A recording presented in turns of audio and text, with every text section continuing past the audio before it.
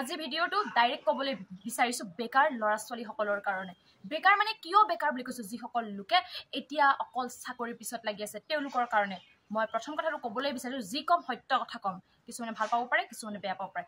এতিয়া প্ৰথম কথাটো হৈছে, আমাৰ ল'ৰা ছোৱালীবোৰে মেট্ৰিক পাছ কৰি হায়াৰ ছেকেণ্ডেৰী পঢ়ে, হায়াৰ ছেকেণ্ডেৰী পঢ়াৰ পিছত BA পাছ কৰে, BA পাছ কৰাৰ পিছত চাকৰিত লাগি থাকে। কিন্তু মই কথা এটা ক'বলৈ বিচাৰিছোঁ, আমি যদি চাকৰি নকৰি যদি অকণমান যদি বিজনেছ কৰিব পাৰোঁ, তেতিয়া কেনেকুৱা লাগিব, মানে কেনেকুৱা হ'ব কথাটো, কেনে হ'ব? এই চাকৰি কৰাতকৈ আজিকালি বিজনেছত বেছি লাভ। কিন্তু মই আকৌ চাকৰি নকৰিবলৈও কোৱা নাই, চবৰে এইম বেলেগ। কিন্তু মই বহুত ল'ৰা ছোৱালী এতিয়া কি কৈছে, চাকৰিৰ পিছত পৰি থাকে। তাৰে আহে কিমানটা পোষ্ট? 20টা আহে। এপ্লাই কৰে কিমান? হাজাৰ হাজাৰ। সেইবাবে মই আপোনালোকক এনেকুৱা এটা কথা ক'ম, যিটো কথা আপোনালোকৰ হয়তো মনটো ভাল লাগিব পাৰে। এতিয়া আমি মেট্ৰিক পাছ কৰিলে, BA পাছ কৰিলে, কৈছে তুমি কি কৰা? নাই, মই আৰু BA টো পাছ কৰিলোঁ। তুমি বেকাৰ নেকি, এনেই থাকা নেকি? আমি বিভিন্ন ধৰণৰ মানুহৰ প্ৰশ্নৰ সন্মুখীন হ'ব লগা হয়নে নহয়? সেইকাৰণে মই ভাবিছোঁ, আমি যদি অকণমান সৰুকেই হওক প্ৰথমৰ পৰা যদি এটা বিজনেছ ষ্টাৰ্ট কৰিব পাৰোঁ, এই বিজনেছৰ পৰা যদি আমাৰ যিখিনি প্ৰফিট থাকিব সেইখিনি আমি চাকৰিৰ পৰা পাম জানো? চাকৰিত আৰু চাকৰ বুলিয়ে ক'ব পাৰি। আৰু যিসকল লোকে চাকৰি কৰে তেওঁলোকে গম পায় যে সদায় অহা যোৱা চাকৰি কিমান, মানে কি ক'ম আৰু, ক'ৰবাত যাম ক'লেও যাব নাপায়, বেলেগৰ কথা মতে চলিব লাগে। কিন্তু বিজনেছত নিজৰ মতে অকল চলিব লাগে। তেতিয়া হয়তো আপোনালোকৰ বৰ লাগিব পাৰে যে এই ছোৱালীজনীয়ে কি কথা কৈ আছে, কিন্তু মই আপোনালোকৰ কাৰণে ভাল কথা লৈ আহিছোঁ।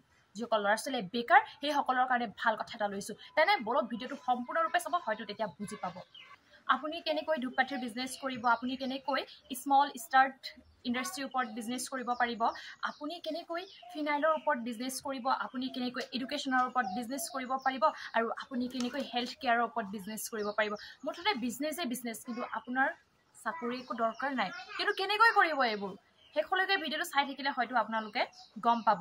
এতিয়া মই আপোনালোকক স্ক্ৰীন ৰেকৰ্ড কৰি আপোনালোকক দেখুৱাই দিছোঁ কেনেকৈ মানি আৰ্নিং ৱেবছাইট ফৰ ষ্টুডেণ্ট। এইবোৰ মানে দেখিছে নাই? এইবোৰ আপুনি ক'ত কিমান এপ্লাই কৰিব, চবতে ধূপকাঠি, বাচন ধোৱা চাবোন আদিৰ কেঁচামাল আমাৰ তাত ৰেহাই মূল্যত পাব। মানে দেখিছে নহয়, আপুনি হয়তো তাৰ পৰা বস্তু আনিবও পাৰিব, বা হয়তো আপুনি ঘৰত বস্তুটো বনাবও পাৰিব।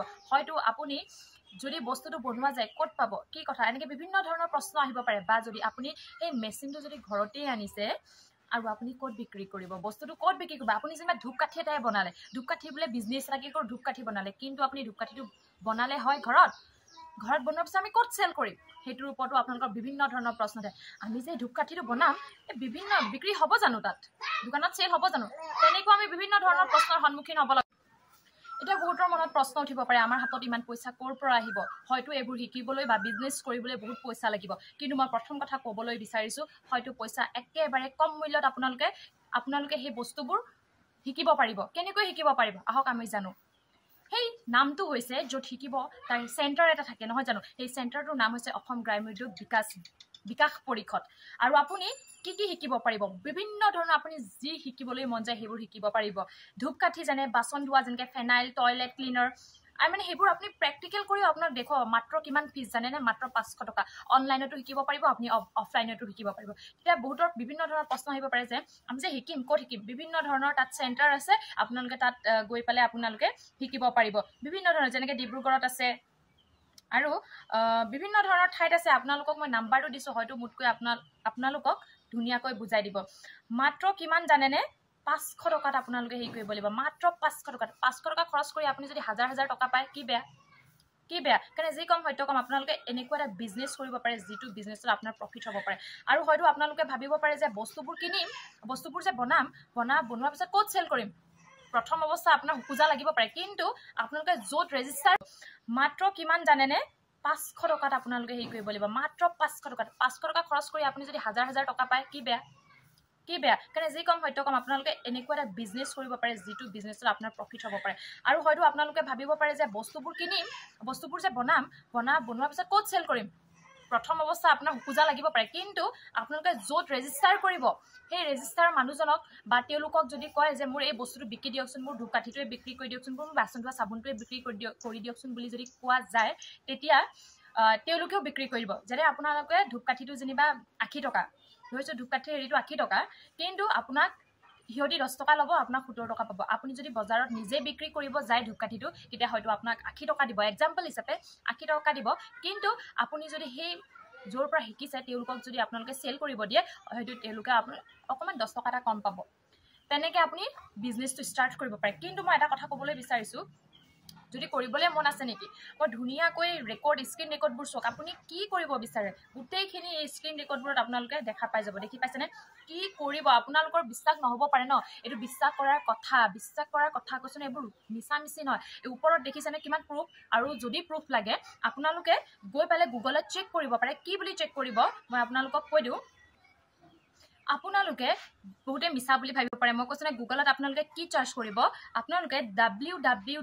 মই লিখি দিম বাৰু www.asiancouncil.in বুলি টাইপ কৰক এতিয়াই টাইপ কৰক আপোনালোকে ধুনীয়াকৈ গৈ তাত চাব পাৰিব বহুত ভাল মই কৈছোঁ নহয় মইতো এনেকুৱা বিজনেছ কৰিবলৈ মোৰ মন যায় দেই সঁচা কৈছোঁ এইবোৰ মোৰতো চাকৰি ধান্দা এইবোৰ নাইয়ে এইবোৰ সঁচাকৈ মোৰ বিজনেছটো কৰিবলৈ মন যায় কিন্তু এটা কথা মই আপোনালোকক জনাই দিবলৈ বিচাৰোঁ যে আপোনালোকে বহুত ভাবিব পাৰে ইছ ৰাম এই ধূপকাঠিৰ বিজনেছটোনো কোনে কৰিব ইমান টকা ক'ৰ পৰা পাম কি কৰিম এটা দোকান খুলিবলৈ হয়তো আমাৰ লোন ল'ব লগা হয় বা কিমান ল'ব 50-60 হাজাৰ প্ৰথম অৱস্থাত এনেই আৰু ষ্টাৰ্টিং কৰোঁতে এনেওতো বহুত টকা লাগে হয় নাই 1 লাখ 2 লাখ টকা লাগে যদি মাল সোমোৱাবলৈ যে আমি দোকান এখনৰ গেলামাল দোকান কিন্তু আপোনাৰ প্ৰথম কিমান লাগিব মাত্ৰ 15,000 টকাতে আপুনি এই ধূপকাঠিৰ বিজনেছটো কৰিব পাৰে ধূপকাঠিৰ বিজনেছ মানে কি আৰু কিবা কিবি বিজনেছো কৰিব পাৰে মাত্ৰ 15,000 টকা আপোনাৰ কি হাতত 15,000 নাথাকিব হা কৈছোঁ প্ৰথম অৱস্থাৰ পৰা আপুনি একেদিনতো মানুহ ডাঙৰ হ'ব নোৱাৰে ন সৰুৰ পৰাহে মানুহ ডাঙৰ হয় পটককৈ যদি উঠি যায় আৰু সেইটো কি হ'ব আৰু নহয়